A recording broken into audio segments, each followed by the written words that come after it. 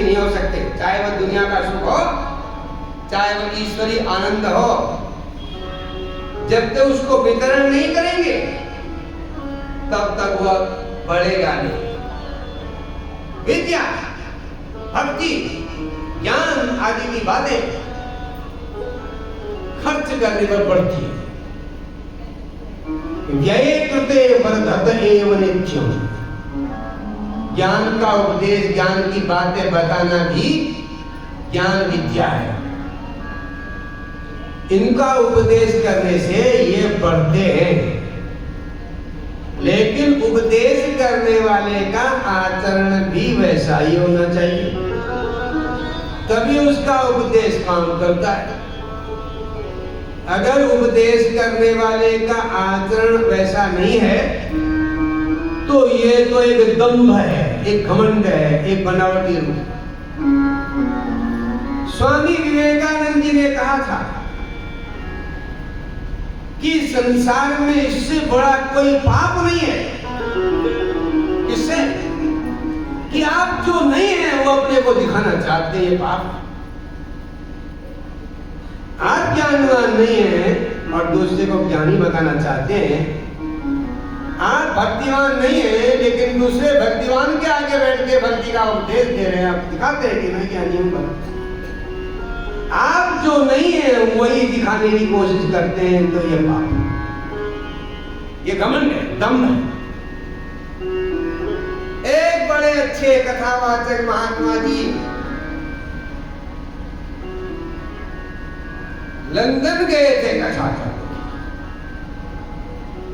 अब उनको चाय की तरफ लगी और होटल रेस्टोरेंट में चले। सुबह का समय था। रेस्टोरेंट में एक वहां की सेवा करने वाली सेविका पोछा लगा रही थी। अब ये जो विद्वान थे, जो संत वेश वाले थे, इनको बड़ा अभिमान था कि हम भाई इतने बड़े ज्ञानी हैं, संत हैं, लोगों को अच्छी बातें बताते हैं। तो देखो ये पोछा लगाने वाली हमारा ध्यान नहीं रख रही है। वो कुर्सी में बैठे थे, उन्होंने उस पोछे लगाने वाली से कहा कि जिस सामने जो मेरी टेबल रखी है, मेज रखी है, संगमरमर की चमकीली, आजकल उसे क्या कहते हैं, जो भागा पत्थर होता है, गार्डेन क्या बोलते हैं, डाइनिंग टेबल। अच्छा, वो तो डाइनिंग टेबल हुआ। उसके ऊपर बड़े होटलों रेस्टोरेंट में पत्थर लगा होता है, वो महंगा मार्बल होता है। वो रखा हुआ था, वो मैला हुआ था, उसमें गंदगी पड़ी थी। किसी ने ब्रेड खाए होंगे, किसी ने बिस्कुट खाए होंगे, रात में उसके टुकड़े इस पर पड़े थे। अब महात्मा जी वहां बैठे थे। महात्मा ने कहा बताओ, सारे टेबलों में जो है, सारी कुर्सियों में जो है ये पड़ा हुआ है खाया पिया रात का। उनने पोछे वाली से कहा देखो ये जरा टेबल को साफ कर दो जरा। वो आई और वो जो बाल्टी में जो साबुन वाला पानी था ना, उसमें उसे पोछा डुबाया और उसको साफ करने लगी। वो एक बार साफ करे तो जो, क्योंकि मैला पानी तो नीचे था, उसमें मैले की रेखा पड़ जाए।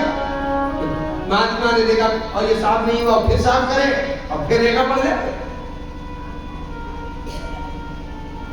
तो महात्मा ने कहा देखो ऐसे करो, ऐसे साफ नहीं होगा। बार बार तुम वहां डुबा रही हो, फिर यहाँ ला, उसको पूरा निचोड़ करके करो साफ। साफ पानी में डालो ना इसको, हर बार उसी में डालती हो, फिर उसी का पोछा लग जाती। उसने कहा आप बड़े उपदेश देने वाले मुझे मिल गए। मेरा ये रोज का काम है महाराज जी, आपको देख के लगता है बड़े उपदेश देते हो, खुद भी अपना आचरण करते हो। लो जी, उपदेश का फायदा हो गया। हमारा उपदेश तब काम करता है जब हम खुद भी वैसा आचरण करें। हम कहें तुमको सात्विक रहना चाहिए, सादा वस्त्र पहनना चाहिए, तो आपकी बात तभी मानी जाएगी जब आप सात्विक वस्त्र पहनेंगे। आप कहेंगे तुम्हें सात्विक भोजन करना चाहिए, मांस मदिरा आदि नहीं खाना चाहिए, तो जब आप उस चीज से दूर होंगे तभी आपकी बात लागू होगी। आप कहेंगे चाय मत पियो और अपने चाय घुटकाते रहते हो सुबह शाम, तो फिर वो बात छोड़ने वाला नहीं, क्योंकि अपने घर को साफ जो खुद नहीं करते और दूसरे के घर जाके उनकी गंदगी बताने का अधिकार किसने दिया भाई? जब तक तुम अपने घर को साफ नहीं कर सकते तब तक दूसरे करने का अधिकार नहीं होता। सीधी बात है कि आपने किसी से कहा तुम अपने घर को साफ रखना चाहिए और वो आपके घर में आए वहां गंदगी पड़ी थी, बोलेंगे देखो मुझे तो घर साफ करने के लिए कहा और यहाँ गंदगी फैला रखी है अपने घर में। बेकार आदमी है सब। हम दूसरे से कहते हैं बच्चों से फोन नहीं देखना चाहिए, लेकिन बच्चों के सामने दिन भर देखते रहते हैं तो वो काम नहीं करता। आजकल बहुत से माँ बाप इस बात से परेशान है कि उनके बच्चे कहना नहीं मानते और फोन पर ही चिपके रहते हैं। ये बड़ी समस्या है दुनिया की। आने वाले दिनों में तो बहुत ही खतरनाक होने वाला है। अब क्या आ गया वो आर्टिफिशियल इंटेलिजेंस, एआई। अब एआई आ गया, अभी आपको बता नहीं है। एआई जब आएगा, अब तो आ गया, तो उसमें आपके चित्र को बदल के ऐसा बना दिया जाएगा 2 मिनट भी नहीं लगेंगे, 1 सेकंड बन जाएगा वो तो आप तो पागल हो जाओगे। आपका चित्र ही ऐसा बना के आपके बच्चे देख रहे होंगे तो समय बड़ा खतरनाक होने वाला है। शिव पुराण की ज्यादा आवश्यकता है। अब तो बच्चों को भी जरूर सिखाना चाहिए, सुनना चाहिए, फिर हमारी पुरानी बातें सामने आए तभी काम बनेगा। नहीं तो अब तो खतरा इतना बड़ा बढ़ चुका है कि आपका बच्चा पहले 16-17 वर्ष 18-20 वर्ष में बिगड़ता था किशोरावस्था में, अब किशोरावस्था 8 वर्ष में आ गई है, जल्दी आ गई। देखिए आइए, बिंदुक इसका नाम था, बिंदुक। यहाँ एक ब्राह्मण रहता था, बाकियों के गांव में एक ब्राह्मण रहता था जिसका नाम था बिंदुक। व्यभिचारी हो गया था और कुमार्ग में चले गया था। वैश्यापति बभूवा तो कामा कुलितमानुषा स्वपत्नीं चंचुलां नामो हित्वा नित्यं सुधर्मिणी। ये जो बिंदुक नाम का ब्राह्मण रहता था, इसकी पत्नी का नाम था चंचुला, जो बड़ी सुंदरी थी और बड़ी विदुषी भी थी। अब पत्नी सुंदरी है और विदुषी पढ़ी लिखी है, लेकिन उसका पति बिंदुक वैश्यागामी हो गया। अब बताइए कैसे लगाएं लगाम उस पर। अब आने वाले समय में ये एआई आएगा तो सभी हो जाएंगे ऐसे ही, तो खतरनाक है। अगर वह शिव पुराण नहीं सुनते, संध्या बंदन नहीं करते, पूजा पाठ नहीं करते तो अब इसी में लग जाएंगे। अब क्या करें? उसकी पत्नी ने उसको बहुत प्रयास किया, समझाया, उसको पता हो गया कि ये बिगड़ चुका है। आदमी या स्त्री किसी के भी बिगड़ने में कोई देर नहीं लगती, क्योंकि संसार में राग है ना। जहां राग हुआ फिर द्वेष होगा और फिर लोभ होगा। राग से ही द्वेष होता है, राग से ही लोभ होता है। लेकिन याद रखिए, राग और द्वेष दो साथ रहते हैं, अकेले नहीं रहते। ये आपने सुना होगा कि एक बार भगवान विष्णु के कानों से 2 दैत्य पैदा हो गए थे। एक का नाम था मधु और दूसरे का नाम था कैटभ। तो मधु और कैटभ, इनको किसने मारा? भगवान विष्णु जी ने। इसलिए उनका नाम हुआ मधुसूदन, दूसरा नाम हुआ कैटभारी। मधुसूदन और कैटभारी, ये 2 दैत्य पैदा हो गए और सभी को मार भगा दिया, हमने हरा दिया और ब्रह्मा पर चिपट गए। अब ब्रह्मा ने बड़ी समस्या होगी, भाई ये जान बचाओ इनसे। तो मधु कैटभ, मधु माने राग, कैटभ माने द्वेष। ये कान से ही पैदा होते। अच्छी स्वादिष्ट बातें सुनने को मिली तो राग हो गए, सुनी रागवान नहीं मिली तो द्वेष हो जाएगा। कानों से ही होता है। और ब्रह्मा को मारना चाहते हैं। ब्रह्मा हाथ से फंस गए और विष्णु भगवान के पास है। विष्णु भगवान ने को उनको निद्रा थी और ब्रह्मा ने उनकी स्तुति की, वहां भगवती की स्तुति की। उसका नाम कहते हैं रात्रि सूक्त। ब्रह्मोवाच त्वं स्वाहा त्वं स्वधा त्वमेव शब्दकार स्वरात्मिका सुधा त्वमक्षरे नित्येति धामात्रात्मिका स्थिता अर्धमात्रा स्थिता नित्याया विशेषतः त्वमेव संध्या सावित्री त्वं देवी जननी परा।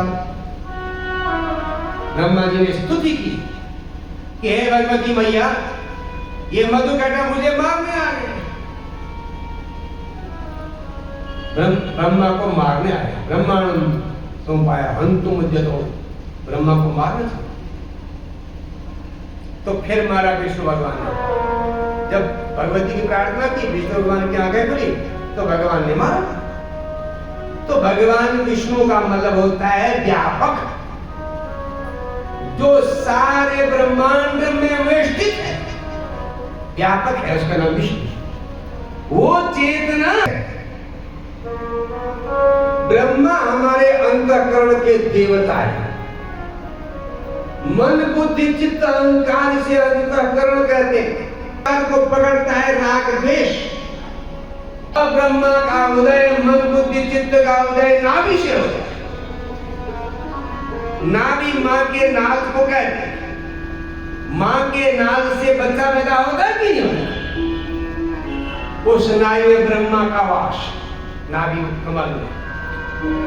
विष्णु हमारे अंदर भी है और बाहर भी। सनातन धर्म में भगवान सर्वत्र व्याप्त हैं, केवल अंदर नहीं होते, बाहर भी होते। भगवान अंदर जब व्याप्त होते हैं तो निर्गुण निराकार होते हैं। भगवान जब बाहर व्याप्त होते हैं प्रकृति के द्वारा, वो साकार लगते हैं। इसलिए सनातन धर्म में भगवान साकार भी होते हैं और निराकार भी होते हैं। वो विष्णु भगवान वाली चेतना हमारे अंदर आएगी जो सर्वत्र व्याप्त है, जो समझ है, जिससे हम राग में इसको परास्त कर सकते हैं। तो बिंदु ने जो है वैश्यागामी हो गया, व्यभिचारी हो गया और पत्नी ने उसको देख लिया, पत्नी ने उसको समझाया, नहीं माना। जब रागी बन जाता है तो फिर नहीं मानता। रागी, महारागी, खटरागी, जठरागी, अलग अलग प्रकार के रागी हो जाते ना, फिर तो वो रागी बन गया, नहीं मानता। पत्नी ने बहुत समझाया, देखो भाई, मैं तुम्हारी पत्नी हूँ, मुझसे शादी आपकी हुई है, आप मेरे देवता हैं, मैं आपकी धर्मपत्नी हूँ, इसलिए गलत रास्ते को छोड़ो। ये कुसंगत में जाकर के तुम में और दुर्गुण आ गए हैं, तुम मदिरा पीना सीख गए हो और व्यसन भी तुम पर आ चुके हैं, इसलिए वैश्या की संगत छोड़ो। लेकिन उसने कहा मानना था, नहीं माना। ये संसार में प्रारब्ध ने दुख लिखा हुआ है। प्रारब्ध में हमारा दुख है भी तो वो अच्छे कर्मों से भगवान की भक्ति से मिट जाता है। लोग आजकल हर एक से पूछते हैं, मुझे दशा खराब चल रही है, इसका उपाय बताओ, और ये बताओ कि मेरे भाग्य में धन कम है, उसको अधिक करने का उपाय बताओ। अब बताइए आप, जब तुम्हारे भाग्य में धन कम है, ज्योतिष में पता चल जाता है।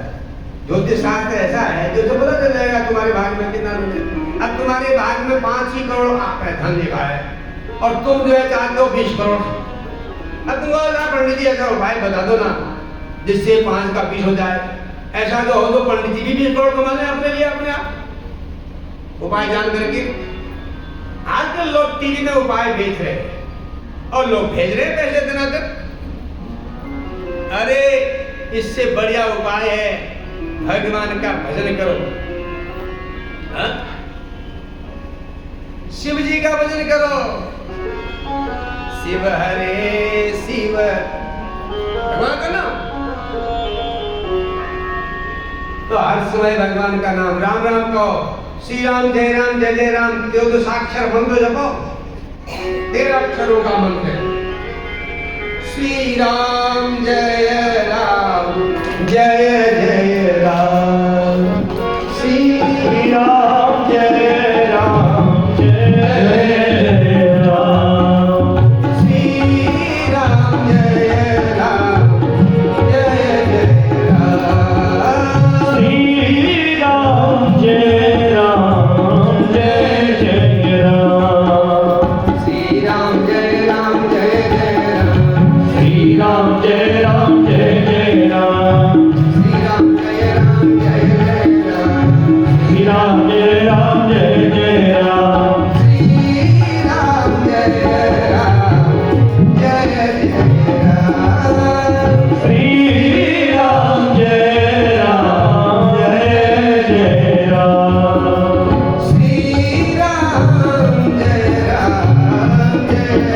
जय राम, श्री राम जय राम जय जय राम, जय जय राम।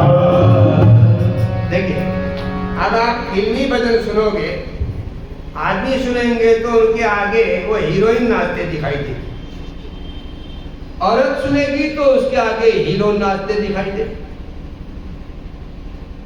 तो अगर आप इसी जगह पर भगवान राम का नाम जपोगे, त्रियोदशाक्षर मंत्र जपोगे, तो आपको भगवान का ध्यान आए और ऐसी तरंग अंदर पैदा होगी और आपके सारे जो गलतियां हैं वो तो आप जानते हैं, और सब गलतियां बाहर निकल जाएगी और आपको आभास हो जाएगा मैं भगवान का हो गया।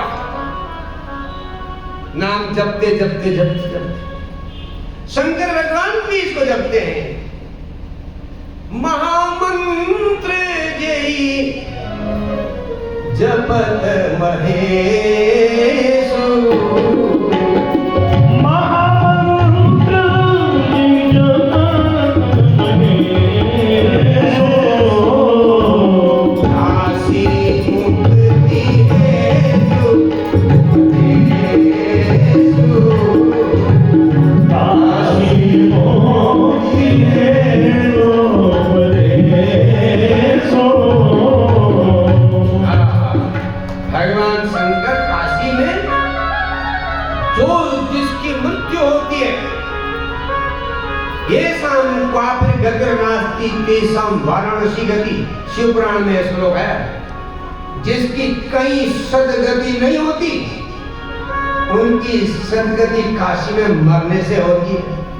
काशी मरणात् मुक्ति, ऐसा शास्त्र है। कैसे होती है? क्योंकि वहां की भूमि, वहां की हवा, वहां का जल ही ऐसा है कि वहां शंकर भगवान कण कण में विराजमान है और जो भी वहां मरते हैं भगवान उनके कान में तारक मंत्र सुना देते हैं और वो मुक्त हो जाता है, उसे शिवलोक प्राप्त हो जाता है। तो राम का नाम भगवान शिव जी को बड़ा प्रिय है, इसलिए शंकर भगवान को वैष्णवों में सबसे श्रेष्ठ कहा जाता है। तो सज्जनों, पत्नी ने समझाया, उसने नहीं माना, बिंदु को नहीं माना। अब धीरे धीरे क्या हुआ, एक दिन चंचुला ने अपने पति को वैश्या के साथ रहते हुए देख लिया और उसी के सामने लड़ाई कर। तुम्हें शर्म नहीं आती? तुम ब्राह्मण कुल में पैदा हुए हो, अब ब्राह्मण कुल में पैदा होकर के ऐसे पाप कर्म करते हो? तुम पर स्त्रीगामी हो, तुम वेश्यागामी व्यभिचारी हो। मुझे तुम्हें देख के बड़ी शर्म है, लज्जा है। अपनी गुणवती स्त्री को छोड़ करके तुम इस प्रकार के काम करते हो। दोनों का बड़ा लड़ाई चल रही, मारपीट हो। अब तो चंचुला ने भी तय कर लिया था, इसकी बात नहीं सुनूंगी, ये मेरे पति होने लायक है ही नहीं। क्या करे? जब उसने देखा ये अब मानने वाली नहीं है, मेरी बेइज्जती करके रहेगी, अब दुनिया में प्रचार करेगी। पापी अपना पाप छिपाना चाहता है, इसका मतलब है वह जानता है ये गलत है। जिस किसी को भी कोई दुर्गुण होता है वो अपना दुर्गुण प्रकट नहीं करता, बड़ी मेहनत करके उसकी पोटली बांध के रखता है, अब किसी से कहता नहीं, और अपनी अच्छाइयां रोज करता है। यह हमारा स्वभाव है। जहां कोई मिल जाए तो हम अपनी बड़ाई करते देर नहीं लगाते, वो अपना सुनाने लगे तो बीच में अपना गुजर देते हैं उनकी बात, अपनी बात हमारी सुनो, अरे मेरी तो सुनो तुम तो, उसका भी पूरा नहीं हुआ है बात। तो संसार में जिस चीज को आप खर्च करते हैं वही खर्च होता है। अब आपने अच्छे अपने सारे कर्मों को खर्च कर, अब बुरा को दबा के रखा है, उसको तो किसी का नहीं, कहेंगे तो पोल खुल जाएगी, बेइज्जती हो जाएगी। बताइए, इसने कहा भैया इसको पता हो गया, ये तो मुझे कुछ नहीं समझती, इसलिए उसने कहा एक काम करते हैं, फिर तू भी विचार कर, जैसे मैं परिस्थितियों के साथ वेश्याओं के साथ रह रहा हूं, तू भी पर पुरुषों के साथ रह। कहने का मतलब तू भी वेश्या बन, और सुन ले, हर एक से पैसा लेना, और जो तेरे से बात करे, जो तेरे से तेरे पास आवे, उसे पैसा मांग के मुझे देना, और मैं भी वेश्या को दूंगा। देखिए, यह है कुसंगति का प्रभाव।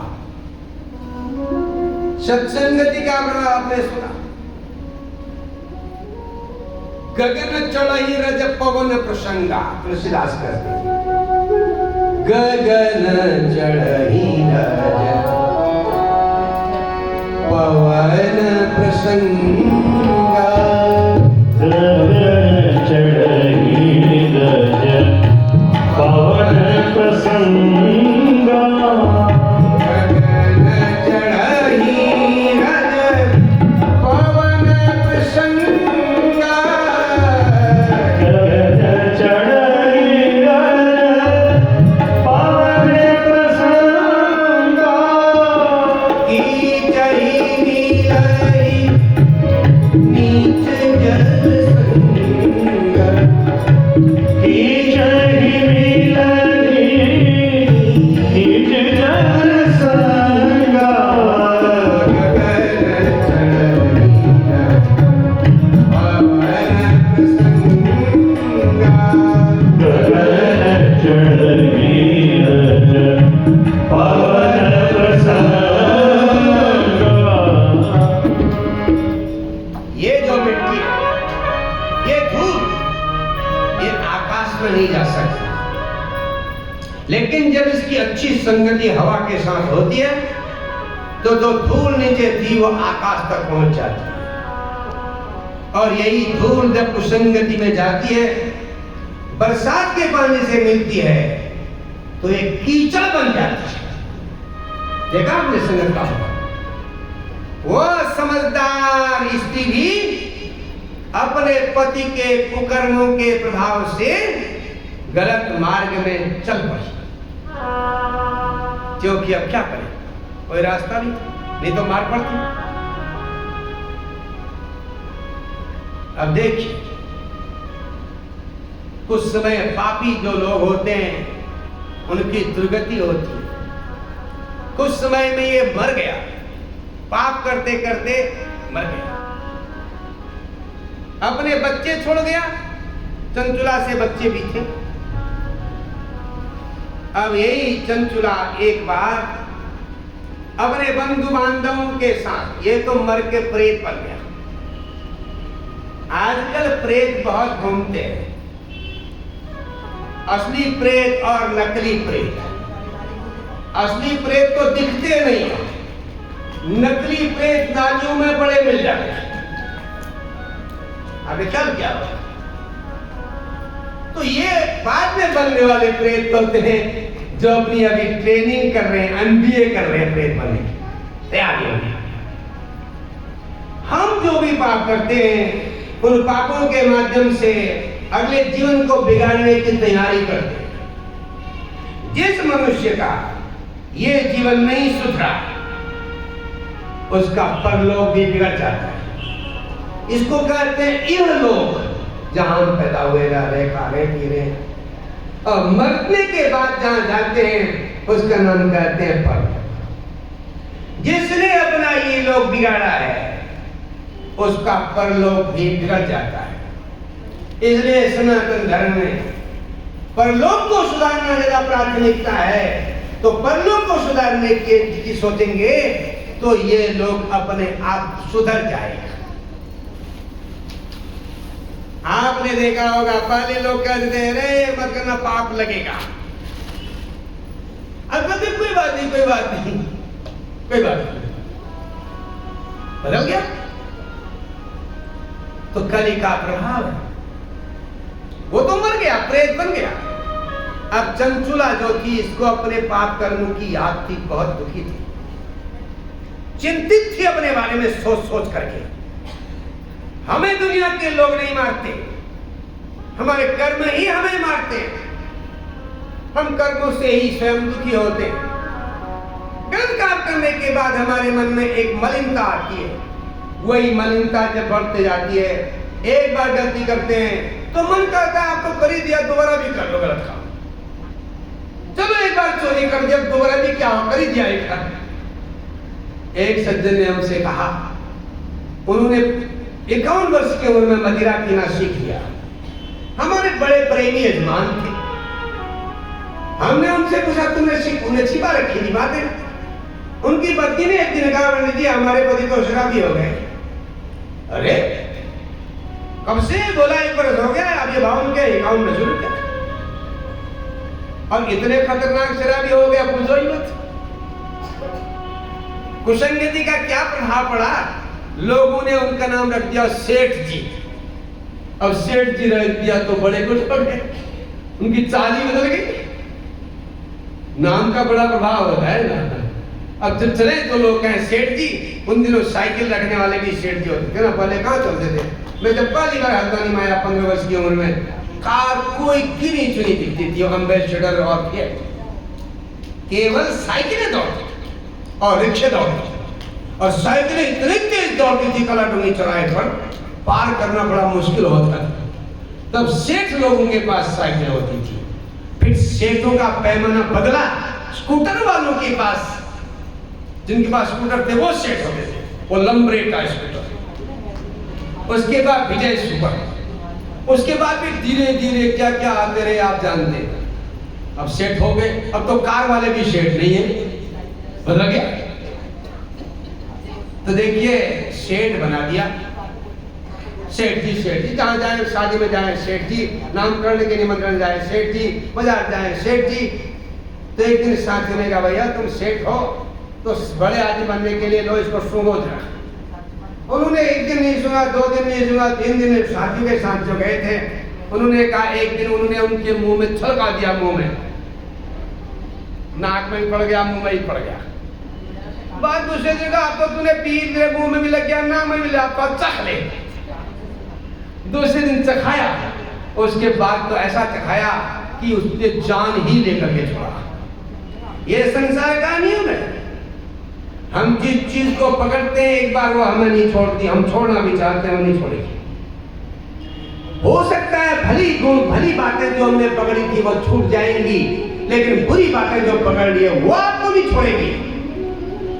हम माया को छोड़ना चाहते हैं, लेकिन माया हमको छोड़ेगी तब तो छोड़ेंगे।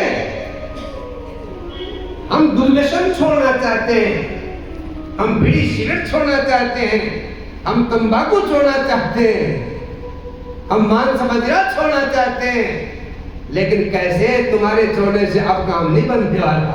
और वो जब छोड़ेगा तभी छुड़ेगा, वो छोड़ने वाला नहीं है।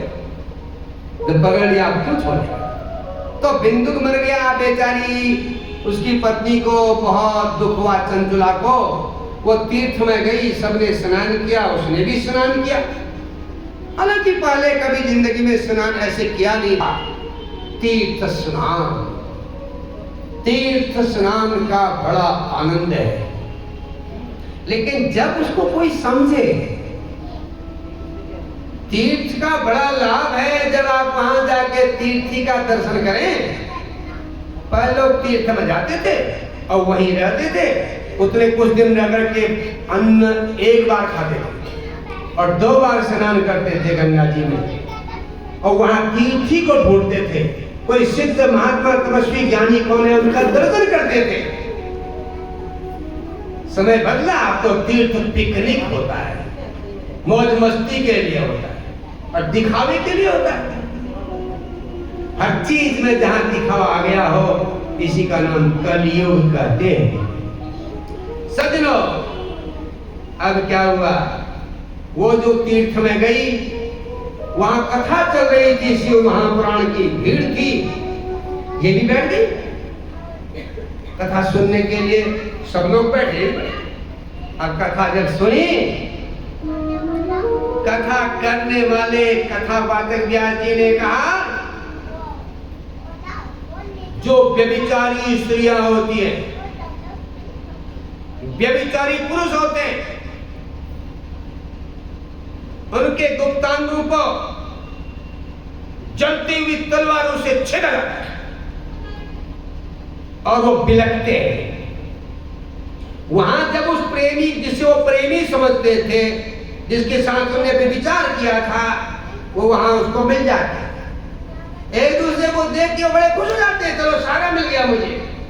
जब एक दूसरे को आलिंगन करने लगते हैं तो आग का गोला होता है, आग के गोले को अपना साथी समझ करके चिपटते हैं और जल धड़क जाते हैं, तड़प जाते हैं, लेकिन प्राण नहीं निकलते। आप सोचिए, जब आपके अंगुली में कांटा चुभता है तो दर्द कहां होता है? दर्द का परिचय आपके मन में होता है। तो इसी मन को वो अनुभव कराया जाता है नए शरीर बना करके। बनावटी शरीर थोड़ी देर के लिए, पाप को भोगने के लिए, उसको कहते हैं यातनामय देह। ये कथा में सुना चंचुला ने, वो तो कांप गई,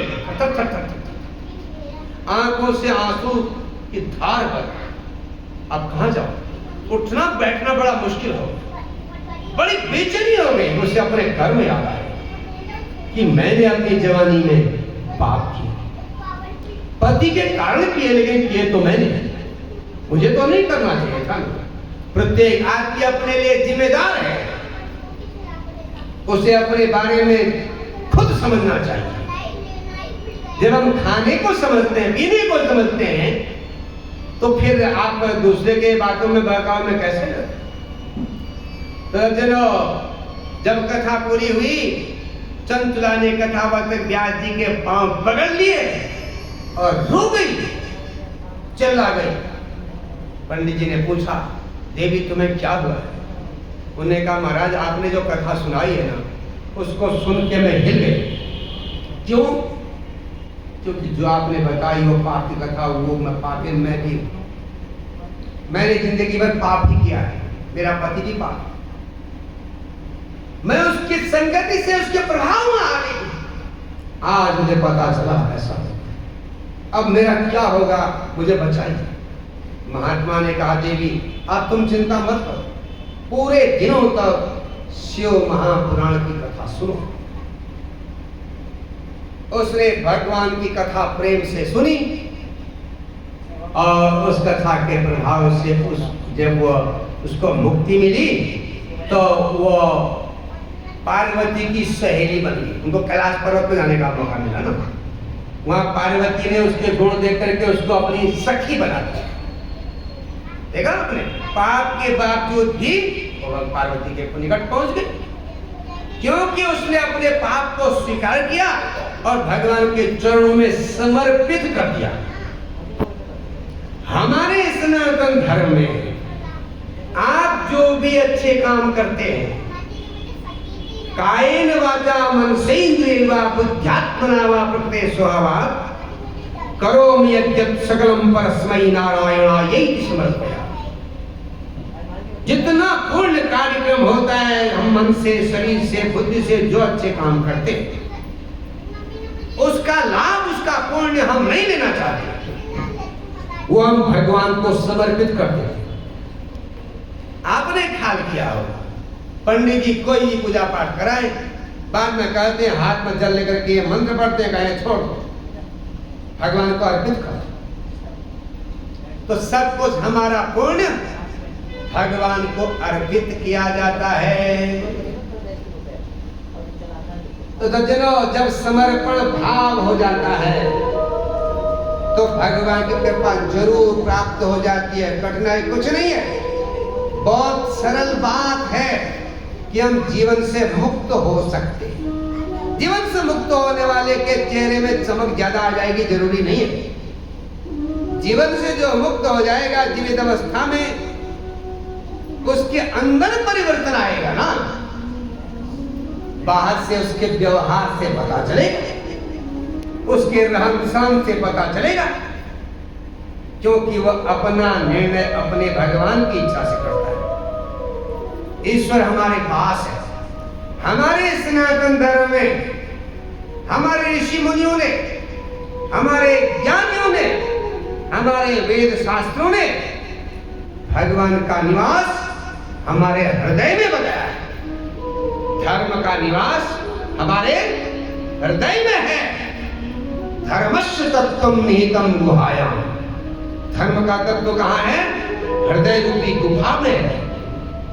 तो इस हृदय रूपी गुफा में जो धर्म का तत्व है वो हमारे अंदर प्रकट हो जावे, उसके लिए हमको भगवान का नाम कीर्तन करना चाहिए। हरे नाम नामैव केवलम।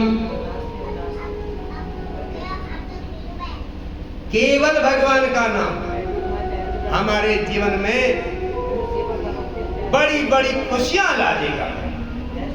ये संसार के दुनिया भर की चीजें, ये दुनिया भर के फैशनेबल बनावटी वस्त्र, दुनिया भर का दिखावा, दुनिया भर के भोजन सर्वव्याप्त है, सब जगह में। ये विचार जब हमारे अंदर है तो फिर आपको परम शांति का अनुभव होने लगेगा। काहे रोवे मनुआ आनंद